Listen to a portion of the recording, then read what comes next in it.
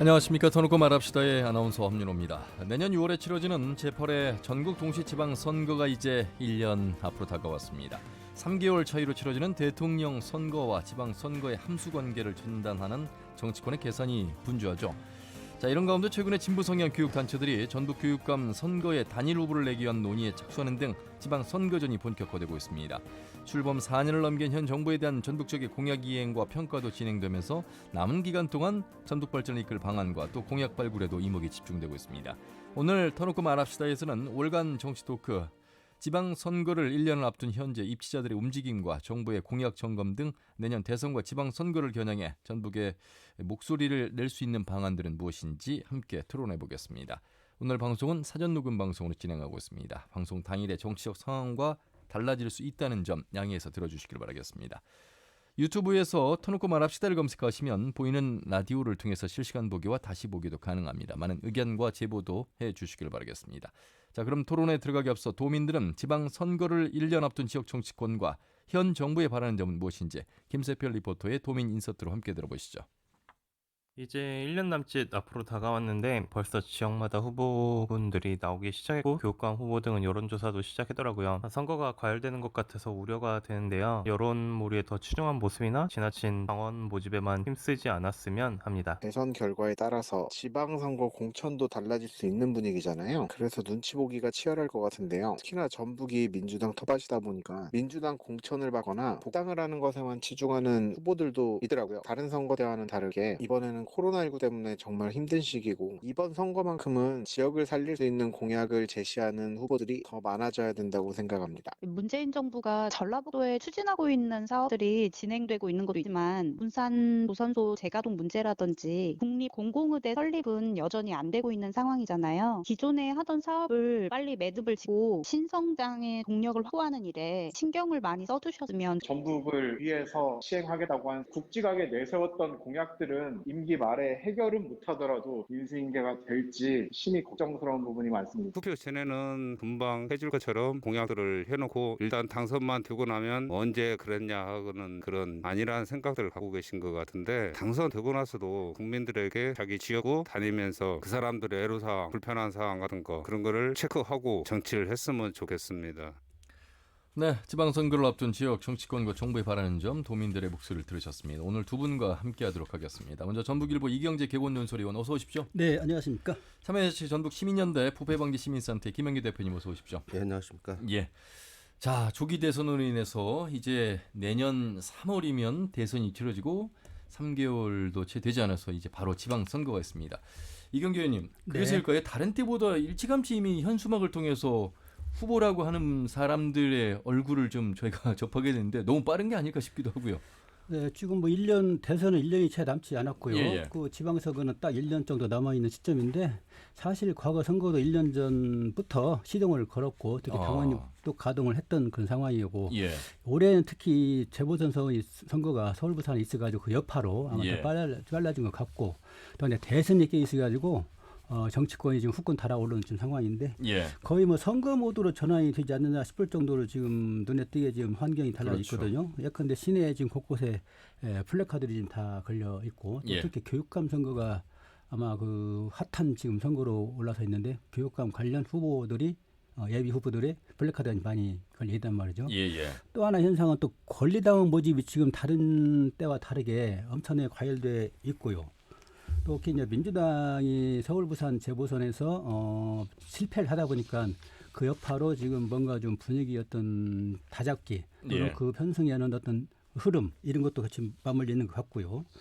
또 하나 이제 대선 결과에 따라서 엄청난 어떤 지방선거에 몰아칠 그런 폭풍이 있을 텐데, 예. 대선 결과에 따라서는 실패했을 때 또는 그 승리했을 때에 대한 이제 환경이 많이 달라진단 그렇죠. 말이죠. 그래서 예. 그에 따른 뭐 여러 가지 이제 예상도 있고, 특히 이제 대선에서 당선자가 민주당이 됐을 때 당선자와 어떤 친소관계랄지 또는 세력과 어떤 그 연합 이런 측면에서 어떤 논공 행사, 예. 공천까지도 연결될 수 있을 거고요.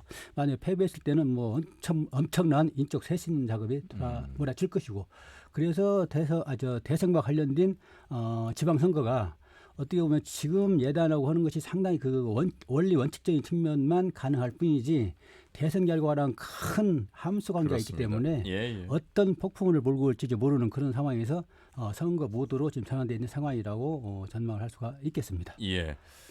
자, 뭐 지금 국민의힘에서는 전당대회를 앞두고 있는 시점에서 이준석이라는 젊은 정치인에게 많은 지지를 몰아주고 있는 그런 현상 속에서 결과는 어떻게 나올지 모르겠습니다만 여기에 또 대선 주자인 윤석열 전 총장의 행보에도 관심을 갖고 있고 이런 여야의 상황을 다 뭐 종합적으로 고려해봐야 되겠습니다만 우선 뭐 그런 걸 다 떠나서 김영규 대표님 지방선거라는 건 이제 도지사와 교육감, 시장군수, 도의원, 기초의원 상당히 많은 투표를 해야 되는 상황 속에서 역시 지역에서 보면 대선 못지않게 관심을 가져야 되는 그런 선거인데 벌써 추사표를 던지는 뭐 그런 후보자들도 지금 나오고 있고요.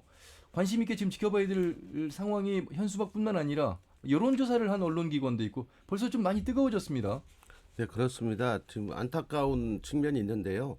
원래 지방선거하고 이 국회선거하고 분리를 해놓은 이유가 있거든요. 예. 지방선거는 가능하면 중앙정치로부터 좀 독립적으로 선거가 진행이 돼서 지역의 어떤 자율적인 입장 속에서 후보들을 선출할 수 있는 기회를 주는 건데 우리가 탄핵정부 이후로 대통령 선거가 이렇게 또 5년 단위로 이루어지다 보니까 같은 해에 그것도 석 달을 차이에 두고 대선이 있고 지방선거가 있어서 자칫하면 지방선거가 대선의 영향권 아래서 어떤 특정권의 영향 완벽하게 그렇죠. 쏠림 현상이 나타나게 가지고 예. 지방선거 후보자들을 잘 알지도 못한 상태에서 묻지마 투표를 할 확률이 높거든요.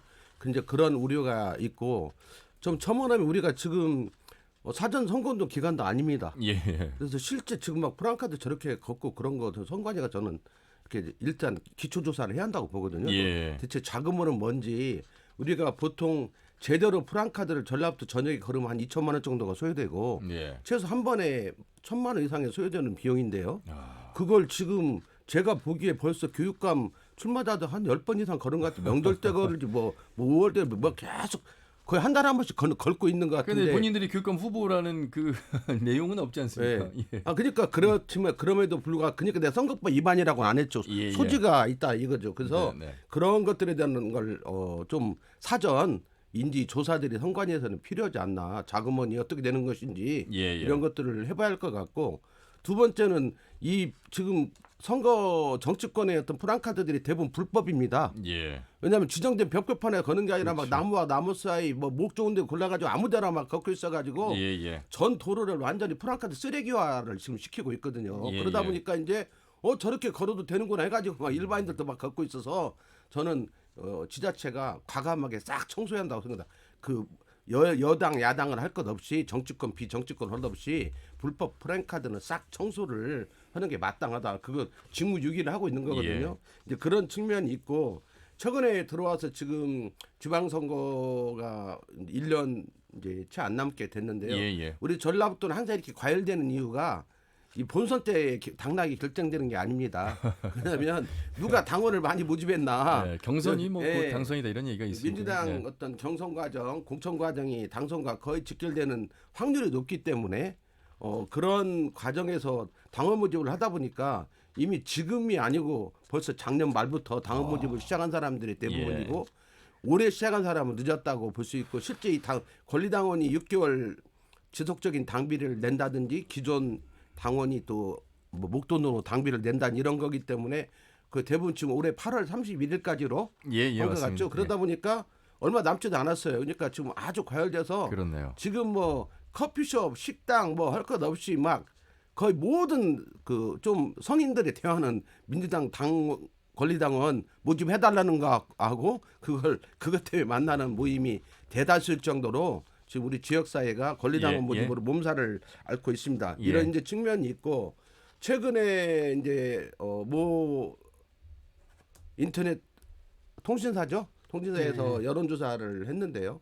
이제 1년을 앞두고 여론조사를 했습니다. 그런데 그것도 여론조사라는 게 쉽게 말해 응답률이 중요하잖아요. 누가 어떤 사람은 그냥 바빠서 못 받는 사람도 있고 어떤 사람은 막 하루 종일 이틀 동안 전화를 받기 위해서 대기하고 있는 사람도 있고 이런 과정에 있어서 어떤 정확도는 좀 떨어지지만 어쨌든 간에 처음 이제 내년도 지방선거 관련해서 처음 하는 여론조사이기 때문에 이 여론조사에서 좀 뭐라고 할까 주도권이라고 해야 하나요? 예. 이런 걸 가지고 가면 훨씬 앞으로 과정 속에서 급이 달라지잖아요. 예, 네. 그런 과정 때문에 모든 후보들이 촉각을 세우고 자기 지지들한테 이 전화 공의에서 오는 전화를 열심히 받아달라 해가지고 그 결과들이 나왔습니다. 그 결과들을 보면 이 정도 식의 여론조사를 하면 아무래도 기득권자들이 유리합니다. 예, 근데 예. 현역들이 유리한데 그건 뭐냐면 일반인들이 아직 지방선거 후보가 누군지도 모르니까 인지도 조사거든요. 예. 그러다 보니까 누가 많이 알고 있느냐.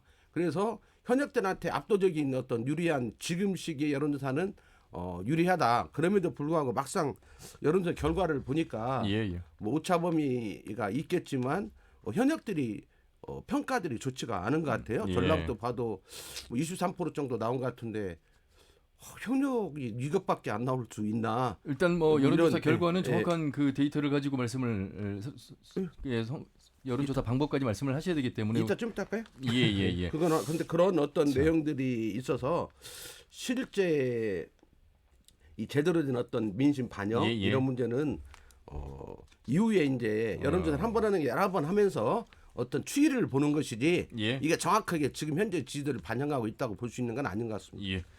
아유, 뭐 지방선거가 중요하기 때문에 김영기 대표님께서 그동안 봐온 우리 지역의 지방선거 분위기 속에서 상당히 긴 시간 동안 말씀을 해주셨습니다. 하나하나 좀 들어가 보도록 하겠습니다. 일단 교육감 선거 김수관 교육감이 이제 3선으로 마무리하는 시점에서 새로운 입지자들이 상당히 많은 교육감 후보의 열기가 뜨겁습니다. 이경재 의원님. 네. 예.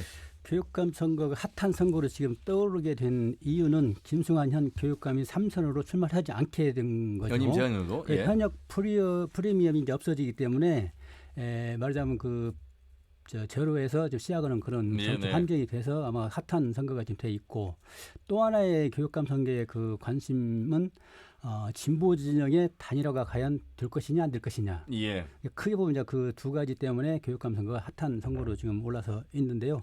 일단 지금 현재 뭐 플래카드 내걸고 있고 또는 출마 선언을 했고 지금 그런 상황인데 지난 선거 때 출마해가지고 김승환 현 교육감에 석패한 그 서거석 전 전북대 총장이 지난 4년간 꾸준히 뚜벅뚜벅 지금 걸어온 그런 행로를 보여왔고요. 예. 또 진보 진영 쪽에서는 이한근 전 전주교육장, 차상철 전 전북교육연구정보원장, 천호성 전주대 교수 이 세 분이 진보 진영에서 출마를 한 상태이고요. 또 그 이외에 이제 황호진 전 전라북도 부교육감도 지금 예. 가세해가지고 현재 시점에서는 5명 정도 지금 앞으로 경합을 할 것이다 이렇게 전망을 하고 있는데요. 예. 또 이제 추가로 또 몇 분이 또 나올 어떤 그런 개연성도 있긴 하지만 일단은 5명이 가장 적극성을 가지고 활동을 하고 있는 걸 보입니다. 예. 뭐 5명의 후보 이외에 더 늘어날 수도 있겠습니다만 우선 나온 교육감 후보자들 사이에서의 최대 핵심은 이제 단일화를 어떻게 할 것인가. 항상 늘 뭐 이 단일화 이야기가 나왔습니다만 진보 진영에서 이 단일화 이야기를 꺼내서 1인 후보로 만들겠다. 어떻게 보세요? 예. 김영기 저는 대표. 이제 말을 바꿔야 한다고 봅니다. 진보 진영의 단일화가 아니고 전교조 후보의 단일화다. 이거 명확히 하는데요. 예. 왜냐하면 보통 우리가 단일화라고 하면 우리 전 옛날 노무현 대통령하고 정몽준의 했던 단일화라든지 이런 예. 과정 속에서 좀 색채를 달리하는 사람들이 선거운동 과정 중에서 어떤 더 강력한 상대를 상대하기 위해서 이렇게 좀 이념이라든지 이런 걸 좀 뛰어넘어서 통합적인 어떤 단일화를 하는 건데 이건 그 정교조 내에서 실제 내부적으로 조율이 실패해가지고 예. 뭐 막 서로 나왔단 말이죠. 그런 어떤 과정 속에서 나왔는데 이 분들이 다 전임 지부장 출신이고 예. 또 김승환 체제 속에서는 평교사를 하다가 초구속으로 갑자기 널뛰기를 해가지고 다 교장급이 돼서 원장을 하고 뭐 혁신학 교장을 뭐 10년간 하신 분들이 그 뒤에는 지속적으로 교육청 내에서 핵심적인 전주 교육장까지 하신 분들이 핵심적인 역할들을 했고 예. 천호성 교수 자체도 교대 교수지만 또 옛날에 정교조 조합원님을 자랑스럽게 생각하는 분이니까 이런 분들이 지금 쉽게 말하면 입장을 조율하지 못하고 자기 중심으로 출마를 해야 하는 거 아니냐는 속에서 지금 나온 거기 때문에 예. 실질적으로는 정교조의 어떤 개파 간의 어떤 입장들을 조율하지 못하고 각자 출발했는데 이제 이걸 포장을 한 거죠. 그래서 과거의 어떤 정의당이라든지 아니면 진보정당의 어떤 사람들까지 포함해서 범 단일화를 하는데 제가 천호성 교수하고 이야기를 해보니까 그 실제 서류상으로 쌓이는 건 없다고 합니다. 아. 없고 구두로 단일화를 하자고 했는데 중요한 건 단일화 방식은 전혀 이야기가 안 돼서 예. 그 단일화 방식이 어떤 후보하고 맞지 않으면 그 단일화를 하기가 어려운 거 아니냐는까지 이야기를 하더라고. 그래서 그 단일화 방식이 천 교수 이야기는 예. 객관적이 한다는데 알겠습니다. 그런 것들이 여론조사 이런 거면 수긍할 수 있지만 조직세를 가지고 하는 단일화에는 끝까지 하기가 어려운 거 아니냐 이런 말씀도 하더라고요. 예, 예. 이런 거 보면 앞으로 그 정교주 후보 안에서 단일화를 하는 문제는 좀 더 두고 봐야 할 것 같습니다. 알겠습니다. 자, 이제 도지사와 전주시장 선거 상황 아직까지 뭐 윤곽이 뚜렷하게 드러나지 않았습니다만 먼저 출마에 선언을 한 뭐 현역 의원도 있고 그래서 좀 살펴봐야 될 것 같은데 도지사 관련해서 이경규 의원님 뭐 이렇게 네. 아직 뭐 이렇다 할 이야기는 없습니다. 그렇죠? 네, 송하진 지사가 2선을 하고 지금 3선 문턱에 있는데요. 본인 당사자 입으로는 한 번도 출마라는 얘기를 거론한 적이 없어요. 예, 예. 다만 이제 간간히 기자들이 이제 질문에 뭐 기자 간담회를 할 때 내가 뭐 출마하지 못할 이유를 찾지 못했다라든가 예, 예. 또는 이제 좀 더 적극적인 표현을 빌리자면은 정말 전라북도 이끌어갈 만한 어떤 훌륭한 그런 리더가 나와서 어떤 그런 형성 정치 세력화하는 어떤 형성을 하면은 수긍을 하겠는데 좀 그렇지 못한 거 아니냐 이런 정도 메시지를 전달을 한 것 같은데 그 얘기는 거꾸로 보면은 삼선에 대한 출마 의지가 강한 걸 비치는 거죠. 예, 예. 그래서 현재 이제 삼선에 출마하는 송하진 지사의 입장에 따라서 여러 가지 이제 변수들이 있잖아요. 근데 그 문제가 지금 삼선으로 가는 쪽으로 지금 거의 굳혀져 있기 때문에 예. 다른 그 주변 인물들의 행보가 상당히 이제 좁혀져 있는 상태고요.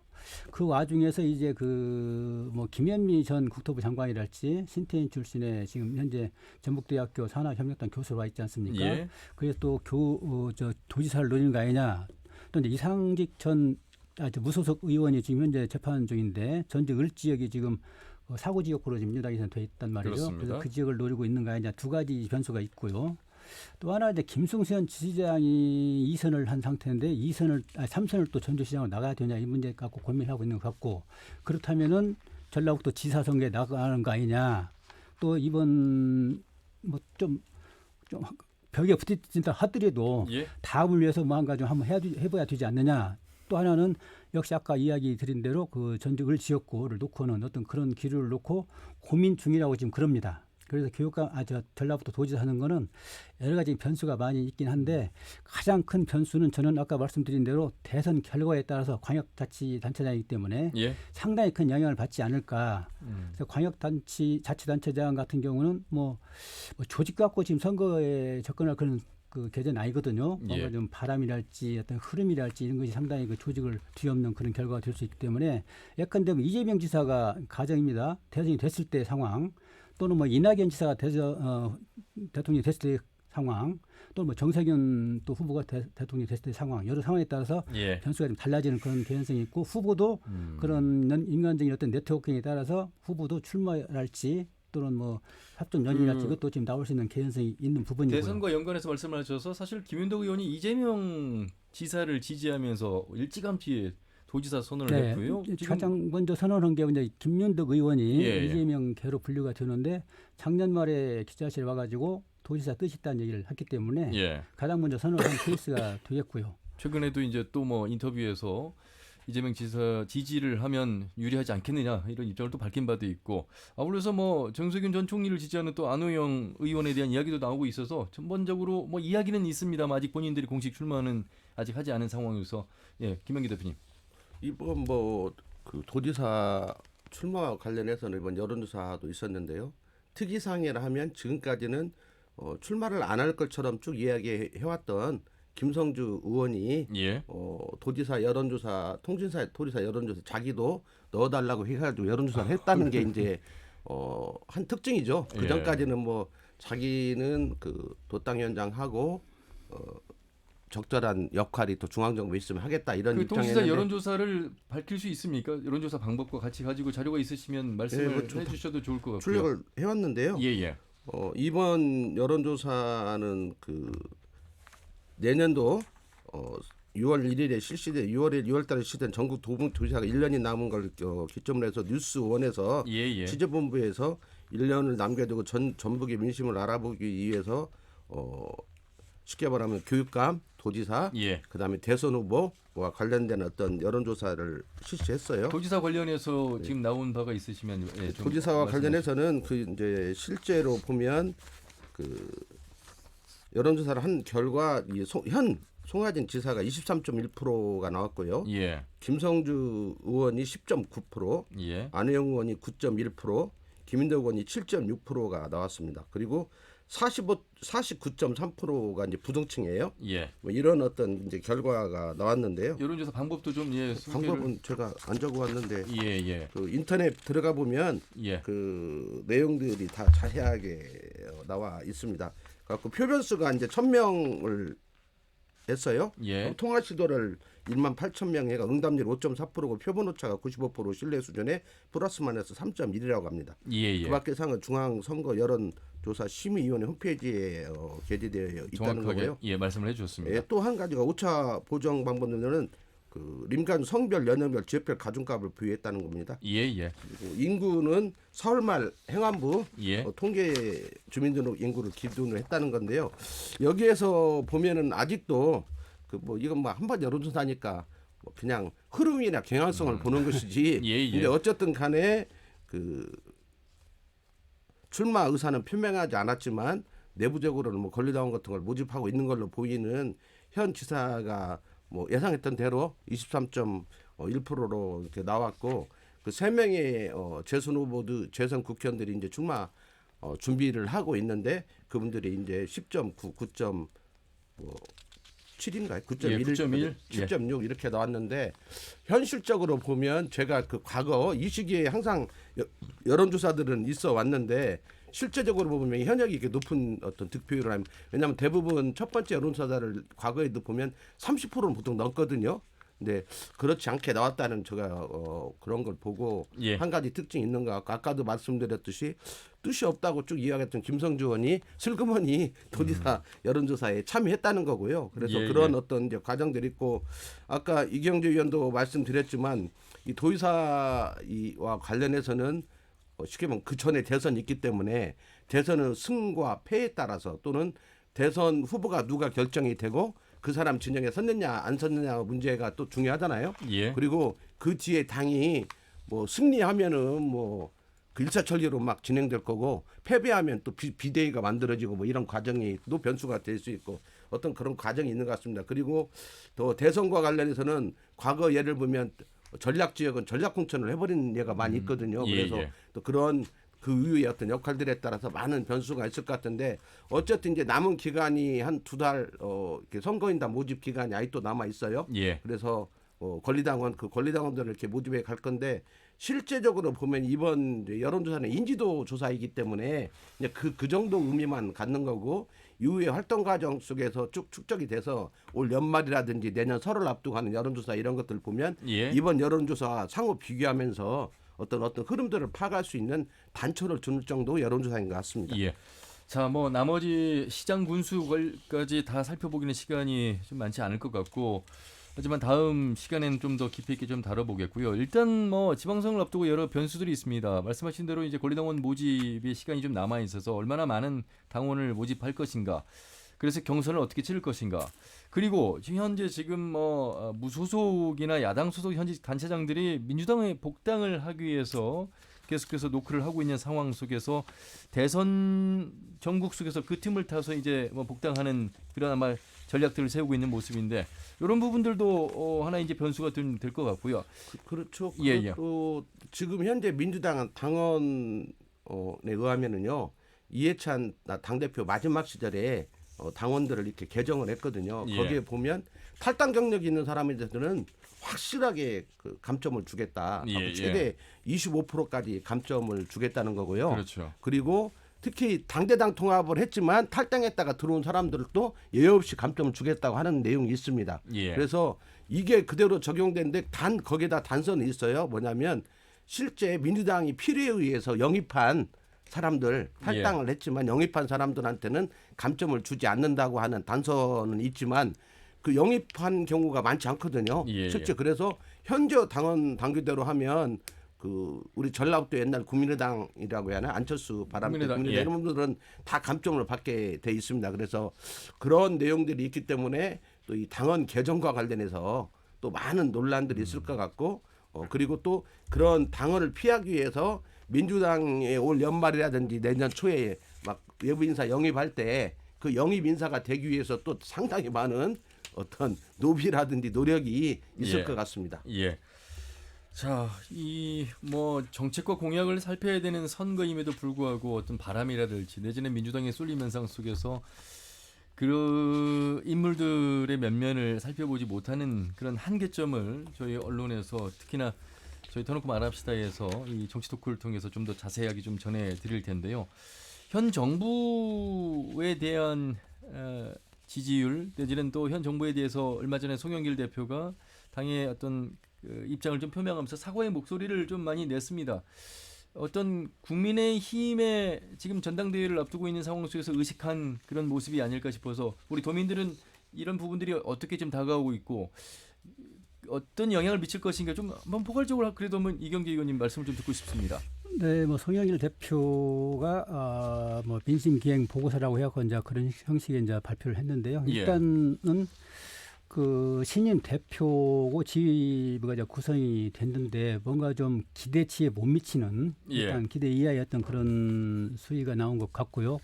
특히 또 사과 부분도 그 전에 뭐 사과할 것 다 했거든요. 당 차원에서 했고 또 뭐 후보들도 그동안에 다 했었고 근데 사과를 또 한 번 하면서 지금 민주당 당심이 좀 엇갈리는 특히 또 이 예컨대 뭐 문재인 지지 세력이랄지 이런 분들은 상당히 험한 목소리로 지금 뭐 물러나라는 얘기까지 지금 하고 있지 않습니까? 그래서 저는 이제 안타까운 거는 이제 새 지도부가 탄생을 했고 내년 대선 관리하는 그런 중요한 기능을 할 텐데 뭔가 좀 미래를 이야기하는 그리고 현 문제 진단하고 미래를 이야기하는 그런 기회로 삼았으면 좋겠는데 또 그걸 해야 또 국민의힘당과의 어떤 경쟁에서 우위에 설 수 있는 그런 기틀이 될 텐데 그런 측면에 대해서 좀 미약했고 또 과거에 너무나 물러서 있지 않았는가. 그래서 과연 송영길 체제가 대선 관리를 과연 효율적으로 할 수 있겠는가. 뭔가 좀 이런 그 재보선 패배라고 어떤 그런 결과를 쥐어든 그 민주당 입장에서는 뭔가 좀 개혁적, 탄력적, 뭔가 획기적 이런 어떤 메시지 또는 제도적인 어떤 틀, 또 미래에 대한 그런 준비 상태 이런 것들을 과감히 쏟아내 줘야 되는데 첫 지금 국민에 대한 그 보고서를 냈는데 그런 측면에서 상당히 좀 미약했다고 보고 있고요. 그래서 지금 당내에서는 갑론을박이 지금 많이 있지 않습니까? 그래서 차제에 아직은 뭐 시간이 많이 있기 때문에 뭔가 아까 말씀드린 그런 측면에서 어떤 획기적이고 좀 과감한 그런 개혁 프로그램이랄지 또 미래에 대한 할 일이 얼마나 많습니까? 일자리 문제랄지 또 AI 문제랄지 뭐 비트코인 문제도 있고 세계적으로 지금 경제를 흐름을 좌지우지할 여러 가지 사안들이 있고 특히 미국이 돈이 너무 많이 풀렸기 때문에 금리 인상 문제를 거론하고 있고 그에 따른 경제 환경이 얼마나 지금 급변하게 변해가 될지 그런 것도 연말 정도 가서 일어날 걸 예상을 하고 있는 그런 측면에 대한 접근이랄지 그런 미래를 좀 얘기를 했으면 했는데 그런 문제가 없어가지고 상당히 안타까워. 그래서 정치적으로나 경제적 또는 우리 국민들의 어떤 그 가려운 부분을 긁을 수 있는 그런 측면에서 상당히 미흡했다 저는 그렇게 판단합니다. 또 다른 측면으로 보면은요. 이해할 수가 없습니다. 뭐냐면 지금 상대당이 내년에 정권을 앞두고 이렇게 큰 경쟁을 하고 있는데 지금 이준석 바람이 불어서 특별한 변수가 없는 한 36살 만 36세에 이준석 당대표 체계로 바꾸고 본다면 성향과 내용과 관계없이 일단 쉽게 말하면 젊은 정당으로 거듭나게 된단 말이죠. 그래도 호칭은 이준석 전 최고위원으로 하시죠. 그래야죠. 만약 된다면은요. 된다면 그렇다는 건데 어쨌든 쉽게 말하면 어마어마한 변화의 바람의 중심에 있단 말이죠. 국민의 힘이죠. 국민의 힘이. 그런데 민주당은 지금 새롭게 당 체제가 들어선 지가 이제 한 달 좀 넘었죠. 그렇죠. 근데 이렇다 할 지금 발언이 없다가 발언에는 참 희말택이 없는 발언을 했단 말이죠. 그리고 저게 반성의 발언인지 아닌지도 확실히 반성하는 것 같은데 또 아닌 것 같기도 하고 물타기를 했어요. 물타기 반성을 했다는 게 이제 정확한 지적일 건데 문제는 지난번 보선에서 패배하고 그 초선 의원들이 한 50여 명이 한 거에 대해서 친문에서 SNS에 뭉당 폭격을 가해가 댓글로 가해서 흐지부지 됐고 이번에 또 당대표가 확실한 사과도 아닌 사과를 했는데 그거에 대해서 그냥 엄청나게 지금 당내가 시끄럽고 또 대선 후보로 나온 몇몇 후보들이 쉽게 말하면 그런 것들에 대해서 질문을 했었을 때 상당히 그 자기 표 권리당원 민주당의 그 권리당원 표를 의식한 쉽게 말하면 친문 권리당원 표를 의식해가지고 이것도 아니고 저것도 아니고 여전히 과거의 조국이라든지 과거의 프레임에 갇혀서 있고 지금 대선 후보들 미래를 지향하는 전혀 그런 것들을 못 해주고 있는 상황들이 있어서 예. 이게 지금 이런 상태가 가다 보면 만에 하나 11일 날 이제 국민의힘이 당 체제가 바뀌는데 현재 예상대로 간다면 진짜 민주당이 꼰대 정당이고 어떤 문제가 나왔을 때 그거에 대해 정확한 객관적인 평가하고 반성하고 새로운 대안을 제시내는 걸 못 해버리는 식물 정당으로 될 확률이 아주 높은 거 아니냐. 그래서 예. 진짜 이렇게 해가지고는 어떻게 내년도 대선을 치르냐 저는 이런 생각이 있거든요. 그래서 예. 확실하게 진짜 환골탈태하는 모습을 송영길 체제가 보여줘야 한다. 개중에 예. 젊은 분이 됐단 말이죠. 그러면 그 젊은 분에 맞는 자기의 어떤 열정이나 철학들을 당 운영에 투영시켜야 하는데 존재감이 없어요. 지금 거의 나타나지도 않다가 대선 후보 중심으로 되는 면은 있지만 발언하는 것들도 이렇게 정확하게 국민들로부터 어떤 예. 감동을 주는 발언들이 알겠습니다. 없다. 그런 안타까움이 있는 것 자, 같습니다. 민주당에 대한 이야기를 좀 더 해봐야 될 텐데 아무래도 이제 뭐 지난 대통령 선거 때 문재인 후보에게 64.8%의 지지를 보냈고 또 그 이후에 총선 10석 중에 9석을 지지를 했고 이제 지방선거가 있었는데 그 지방선거에서도 거의 뭐 압도적인 지지를 받았기 때문에 선거라는 것이 유권자가 현 여당에 대한 어떤 평가, 심판적 성격이 강하다면 지금 문재인 정부가 우리 지역의 공약은 어느 정도 지켰고 실행된 것은 무엇이고 또 현 도지사나 현 시장 군수의 체제 속에서의 이루어진 실행 평가 이런 부분들도 이제 아마 잣대가 좀 될 것 같은데 그런 부분에서 본다면 뭐 잘한 것도 있고 잘 되지 않는 것도 있고 이런 것들을 얼마나 이제 도민들이 피부에 와닿을 정도로 느끼고 있을까 상당히 좀 뭐 애매모호한 부분들이 좀 있을 거라 보는데 이경규 의원님 네. 어떻게 보십니까?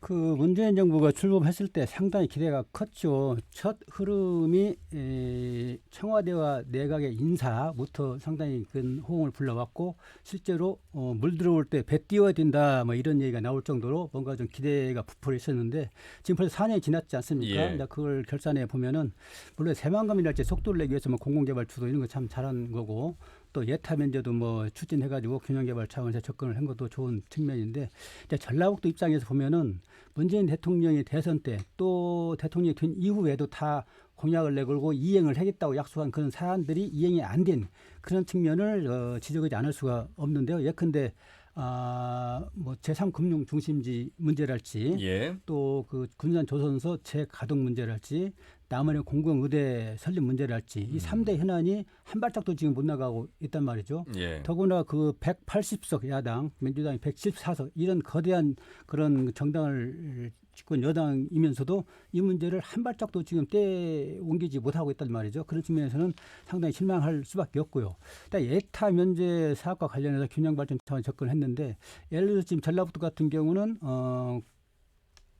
군산 공항 그 예, 문제를 그 새마을구청구. 8천억짜리 그걸 이제 포함시켜서 추진을 했는데 사실 다른 지역 보면은 23개 예타 면제 사업이 있는데 예컨대 김경수 경남지사가 있는 그런 경우 같은 경우는 내륙철도 그게 하나에 4조 원입니다. 예. 한 건에 4조 원이 들어간 거 우리는 뭐 8천억 갖고 지금 뭐 그 정부가 좀 다 해줬다 그런 식인데 이런 걸 전체를 뜯어보고 보면은 전라북도에 온 그런 예타 면제 대상 사업이 너무나 적더라. 가지수도 적고 그리고 군산 공항 같은 경우는 뭐 20년 지금 수건 사업인데 또 24년 착공, 28년 완공, 또 추진 계획도 더디고 그래서 과연 이게가 무슨 선물이냐 할 정도로 전라북도는 선물다운 선물을 받지 못한 그런 상태에서 현재 진행이 되고 있고요. 예. 결국 이런 문제는 전라북도 정치권이 힘이 없거나 또는 뭐 중진이 없는 어떤 그런 측면 또 중앙 정치 무대에 약화된 그런 세력 때문에 추진이 안 되지 않나 이렇게 해석할 수밖에 없겠는데 이런 문제는 상당히 안타깝고 문재인 정부의 어떤 기대가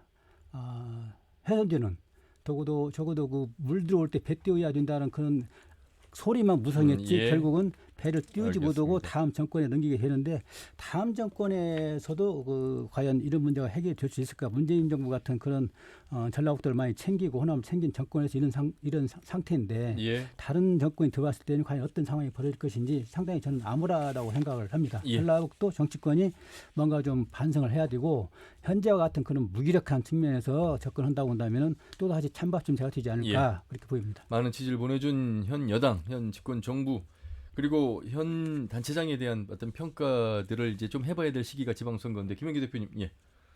우리 물론 당시의 조건에서는 전국 평균 득표율이 41.8%인데 41%였거든요. 예. 우리 전라도에서는 68.8%니까 압도적 지지를 보낸 거죠. 또 다른 후보들도 많이 있었으니까 예. 그런 어떤 조건에 있었는데요. 뭐 항상 뭐 그건 어제 오늘 이야기가 아닌 것 같습니다. 우리가 민주당 후보에 대해서는 뭐 1대1 구도 속에서는 뭐 한때 뭐 90%에 근접하는 지지를 보낸 적도 있기 때문에 뭐 쭉 지지를 보내는데 그렇게 지지를 보낸 만큼 우리 전라북도가 그 임기 5년 1년 정도 이제 남지도 않은 조건 속에서 대체 무엇을 얻었고 어떤 지원을 받았는가 이런 문제를 보면 항상 우리가 시작은 창대했으나 끝은 흐지부지라고 표현해야죠. 예. 그런 것들이 항상 있어 왔던 것 같습니다.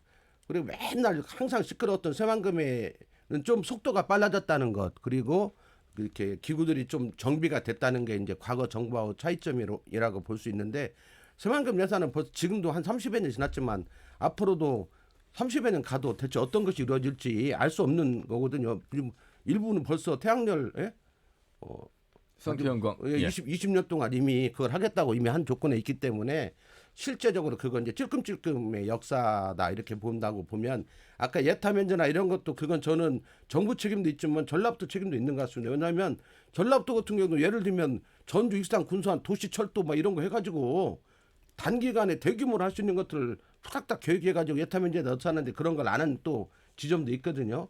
뭐 새만금 국제공항에 오랫동안 우리 수건 사업이었기 때문에 할 수 있다고 하지만 그런 면에 있어서는 좀 우리 지역도 좀 나름대로 어떤 준비만 해야 하는데 예. 우리가 지금 여타로 핵심적인 내용들 보면 제3금융지 지정 문제 이런 것들 경우는 뭐 시간 나면 엄청 공력을 들이는 것 같아 언론이나 이런 걸 보면은 하지만 중앙정부에서는 전혀 미동도 없거든요. 예. 그리고 여기서 공력을 들여가지고 막 지역 언론에서 금융지정지 지정을 위해서 막 도지사가 갖다 정치권 용접했다 하는 데 보면 부산에서는 저 사람들 뭐더냐는 게 논조거든요. 예.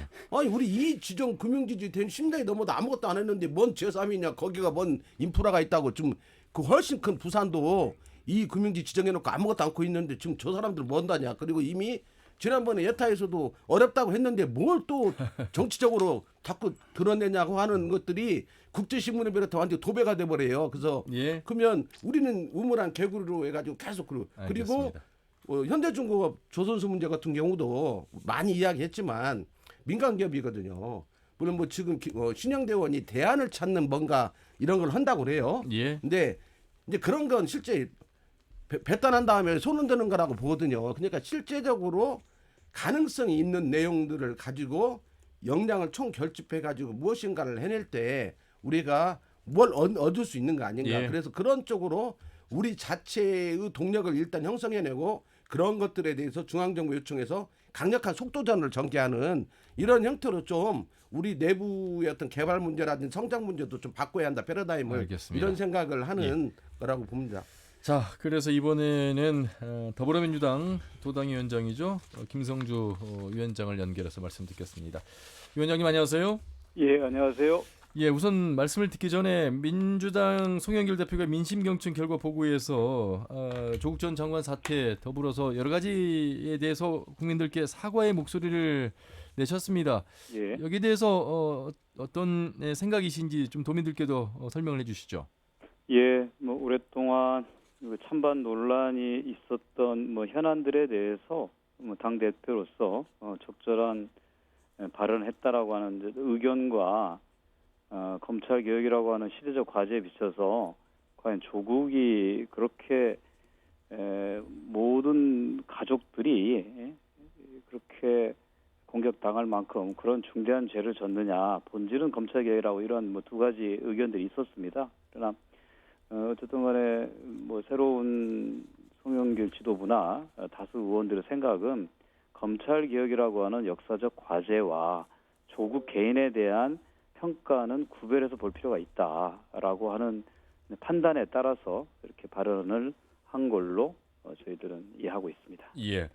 자, 이제 대선을 앞두고 또 지방선거를 앞두고 있는 도민들 입장에서 현 정부에 대한 평가를 하시겠고 또 현 지방 정부에 대해서도 이제 평가를 하겠습니다. 상당히 뭐 진행이 된 부분들도 있고 그렇지 못한 부분에 대해서 김영기 대표와 이경재 의원께서 좀 지적을 해주셨습니다만 도당위원장 물론 이제 도당위원장 하신 지가 그렇게 오래되지는 않았습니다만 그래도 도당위원장으로서 전체적인 평가를 스스로 하신다면 어떻게 좀 평가하시겠습니까? 문재인 정부가 아까 패널들도 말씀하셨지만 전라북도에서 가장 높은 지지를 받아서 탄생을 했고요. 또 그에 부응할 만큼 문재인 정부도 과거에는 이제 호남의 일부로서 전북을 보다가 전북을 확실히 독자적인 하나의 광역권으로 인식하기 시작했던 게 가장 큰 차이점이고요. 뭐 실제적으로는 무엇보다도 새만금이 국가 주도로 속도를 낸 게 아마 과거 정부하고는 확연히 다른 점이라고 저희들은 평가하고 있습니다. 그런 좀 아쉬운 점은 당시에 대선 후보 시절 공약과 국정 과제에 반영은 됐지만 실제로 시원하게 완벽하게 해결되지 못한 과제들도 뭐 있습니다. 예. 그런 부분들에 대해서는 남은 1년 동안 최대한 이행하도록 노력해야 되는 그런 과제가 저희들 앞에 놓여 있다고 말씀드립니다. 예. 이경재 의원과 김영기 대표 나와 계시는데요. 인사 나누시고 또 대화할 시간을 좀 드리도록 하겠습니다. 예, 이경재 의원님 먼저. 네, 안녕하십니까. 이경재입니다. 고생 많으십니다. 안녕하세요. 오랜만입니다. 예. 그 뭐 바쁘실 텐데 또 송영길 대표 체제가 돼 있기 때문에 당내 어떤 역학관계도 중요한 관심사 중에 하나거든요. 이번에 체제 출범 이후에 보니까 저희들은 상당히 그 전라북도 정치력이 좀 취약하기 때문에 당내 인사 탕평 또 기대를 했거든요. 그런데 그런 측면에서 효과가 없이 결과가 나온 것 같아 좀 안타깝기 짝이 없는데요. 특히 이제 송 대표가 고향이 광주 전남이란 말이죠. 근데 그쪽 출신들이 대거 약진을 한 상태고 전라북도에서는 한병도 의원만이 원내 수석 부대표로 이렇게 이제 진출해 있는데 좀 우리 도당 위원장께서는 좀 서운한 인사가 아닙니까? 저희들이 볼 때는 좀 당내 인사 탕평을 했으면 하는 기대감이 있었는데요. 예. 물론 뭐 전북 출신 입장에서야 중요한 당직을 전북 출신으로 다 채웠으면 좋겠다. 이런 솔직한 희망이 있죠. 그런데 현재 지금 전북 출신 의원들이 당내에서 이미 중요한 역할을 하고 있습니다. 대표적으로 모든 원래 그 협상을 지휘하고 있는 원내 수석 대표를 한병도 의원이 맡아서 하고 있고요. 이번에 또 안호영 의원이 교육연수원장 겸 정조위원장이 되었고요. 또 저도 복지위 간사, 또 안호영 의원도 복지위 간사 이렇게 맡고 있기 때문에 원내나 당 전체적으로 봤을 때 굉장히 영향력 있는 위치에서 이미 일하고 있다라고 말씀드리고요. 다만 최고위원 같은 지도부에 들어가지 않은 문제에 대해서 아쉬워하는 의견들이 많은데요. 과거와 달리 당이 이 최고위원 지도부가 영향력이 그렇게 크지 않습니다. 오히려 실제로 원내 정책을 결정하는 것은 각 상임위 간사들이 훨씬 더 큰 영향력을 미치고 있는 것이 사실이기 때문에 전라북도와 관련된 중요한 정책과 예산, 사업들을 챙기는 데 있어서 결코 부족함이 없다. 그렇게 저희는 말씀드립니다. 예. 자, 김영기 대표님 인사 나누시죠. 예. 오늘 최근에 보니까 대구 막 백신 문제 이런 거 관련해서 아주 센 발언들을 많이 하시더라고요. 백신 특히 단장을 맡고 계시죠? 아니 뭐 상식적인 발언했는데 그쪽이 듣기 좀 아팠었겠죠. 그 이번에 그 뉴스원 여론조사를 보니까 최근까지로는 우리 김성주 의원은 도당위원장 하면서 소문에 그렇다 내가 뭐 김성주 의원한테 직접 들은 게 아니니까 중앙정부에서 큰 역할을 하겠다 이렇게 했는데 여론조사에 김성주 의원이 나와서 내가 뉴스원에 통화를 해보니까 요청했다고 하더라고요. 한다고. 그래서 여론조사 결과가 나왔어요. 어떻게 어떻게 참여하게 됐습니까? 좀 지금까지 뭐 좀 행보하는 좀 달라진 것 같아서 질문드린 겁니다. 뭐 저희는 지금 중요한 것이 내년 대선에 민주당의 재주권을 어떻게 이루냐가 가장 중요한 과제고요. 대선 경선 과정에서 지역에 도움이 되는 후보가 될 수 있도록 하는 게 가장 중요하고 사활적인 관심이고요. 또 지역을 누가 대표해 나갈 건가도 굉장히 중요한 특히 이제 지방자치의 역할이 크기 때문에 광역지자체나 기초지자체 또 지방의 역할이 같이 더 커집니다. 여기에도 좋은 분들이 많이 좀 경쟁적 방식을 통해서 좀 혁신적으로 새로운 사고를 가진 분들이 많이 진출할 수 있도록 하는 것이 도당 위원장의 역할이다 이렇게 말씀드립니다. 아니 그러니까 김성주 네, 의원 그냥 충분하거든. 한 가지 그럼 처음만 할게요. 도당위원장이 되셔가지고 그 이전에 어떤 불통이나 이런 것들을 많이 지적하자 갖고 뭐 정책 원래 정책을 많이 강조하시는 분이니까 정책 정당은 뭐 이해가 가는데 그 뒤에 쭉 언론 보도를 보면 이 민주당 도당과 전라북도의 이런 소통이나 이런 것들이 여전히 안 되고 있는 걸로 많이 보도가 되고 있거든요. 그리고 제가 봐도 그 운영 자체가 어떤 토론이나 이런 걸 쭉 하는 거 하긴 하지만 그 네트워크라고 해야죠. 도당에 이런 것들이 좀 치우쳐 있지 않나 이런 느낌도 있는데 그거에 대해서는 어떻게 보시는가요? 글쎄 왜 그렇게 보는지 제가 이해가 안 가는데요. 거의 언론은 또 많이 그렇게 나오고 제가 봐도 좀 그런 언론들이 측면이 좀 너무 일방적인 한쪽의 시각을 자꾸 반영해서 저는 한쪽 시각이 아니에요. 하는 거라 저는 보이는데요. 일단 도당은 옛날과 다르게 국회의원들이 정말 자주 모이고 현안에 대해서 머리를 맞대고 협의하고 그리고 행동하는 이런 모습을 보여주고 있다. 저도 국회 활동하셨습니다만 어느 지역의 의원들보다 또 과거의 어느 국회보다도 열심히 하고 있다고 하는 걸 제가 자신 있게 말씀드리고요. 예. 도당과의 그 소통 문제를 얘기하는데 저희가 모든 토론회 행사를 하는데 도하고 도당이 같이 공동 주최하거나 사전에 협의하면서 조율하면서 합니다. 지금 현재 이루어지고 있는 내년 대선 공약 개발도 각자 만나서 지금 서로 기본적인 방향에 대해서 협의하고 그리고 내용에 대해서 공유하면서 다만 서로 경쟁적으로 새로운 사고를 가지고 나아갈 수 있도록 그러니까 똑같은 것이 나오지 않도록 서로 하자고 하면서 진행하고 있습니다. 예. 그리고 좀 곧 다음 주에 도하고 도당하고 도내 대학 총장들하고 당 정학 그 연석 회의를 통해서 뉴딜 과제를 어떻게 발굴할 것인가에 대한 협약도 맺습니다. 과거 어느 때보다도 소통이 아주 잘 되고 있다. 이렇게 아주 자신 있게 말씀드립니다. 예. 이영준 의원 하나 네. 더 추가 질문하신다고요? 네, 뭐 하나만 더 여쭙겠습니다. 네. 그 총선과 달리 지방선거는 전라북도 도당이 주도적인 그런 이슈에서 관리 운영을 하게 될 텐데요. 과거 지방선거와 달리 이번 내년에 6월 1일 날 치러지지 않습니까? 그래서 공천 방식이랄지 또는 복당 문제랄지 과거와는 좀 차별적인 어떤 획기적인 시스템 뭐 그런 걸 도입할 또는 정책적인 어떤 그런 걸 도입할 어떤 의향은 없으십니까? 어떤 구상을 갖고 계신지 미리 한번 듣고 싶습니다. 일단은 뭐 공천 과정 자체는 당원 당규에 의해서 이루어질 수밖에 없고요. 네. 최대한 공정하게 이루어진다고 하는 것이 기본적 방침이고요. 그 속에서 어떤 인물들, 새로운 인물들, 혁신적 사고와 다양한 컨텐츠를 가지고 있는 인물들이 자치단체와 지방의회로 많이 진출하도록 할 것인가가 제 목표입니다. 그걸 하기 위해서 일찌감치 도당의 혁신위원회 설치해서 민간의 이런 시민단체들, 전문가들과 함께 좋은 방안들을 마련해 왔고요. 아마 내년 지방선거에 전라북도 당의 공천은 좀 혁신적인 모습으로 이루어질 것이라고 미리 제가 예고를 해드립니다.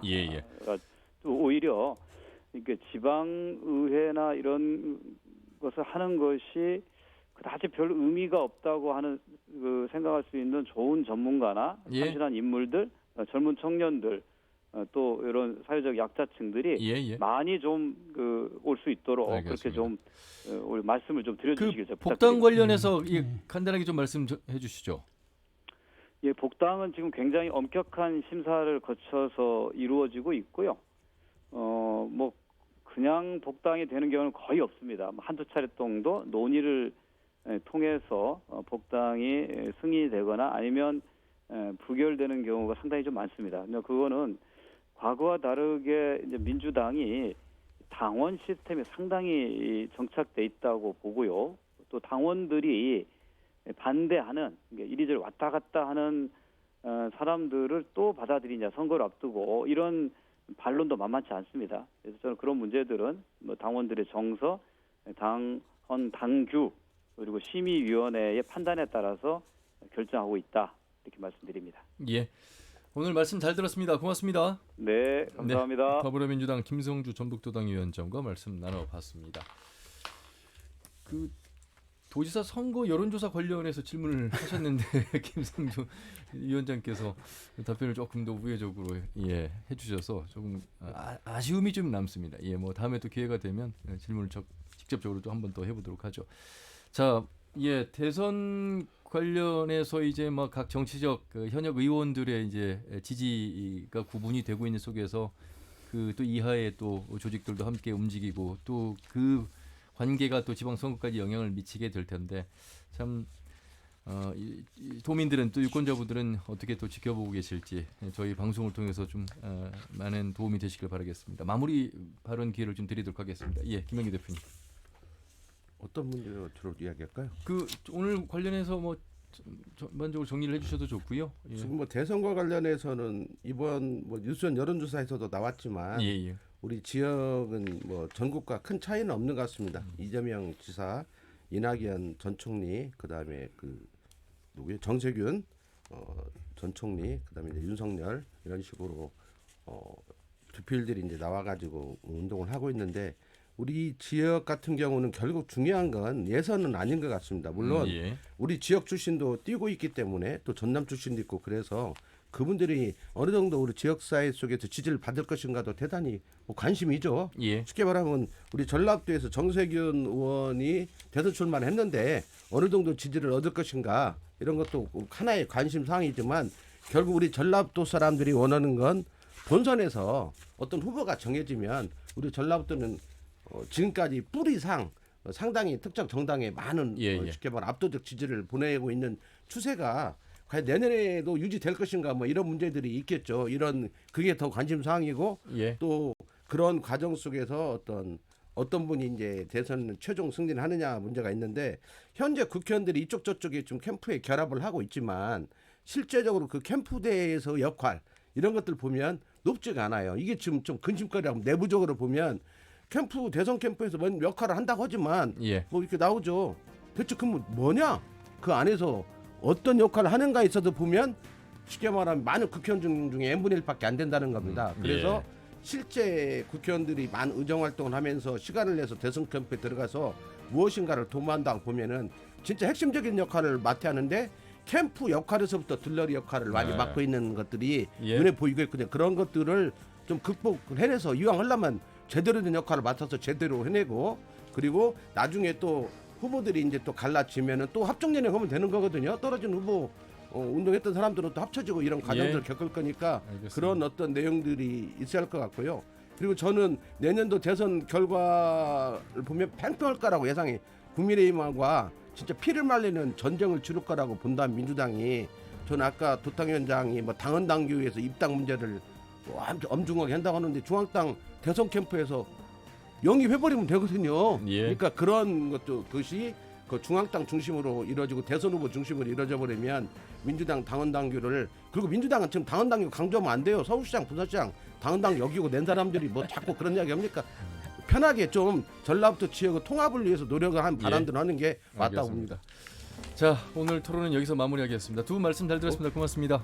네, 김영기 대표와 이경재 의원 함께했습니다. 다음 주 일요일 오후 5시 5분에 인사드리죠. 함윤혜였습니다. 고맙습니다.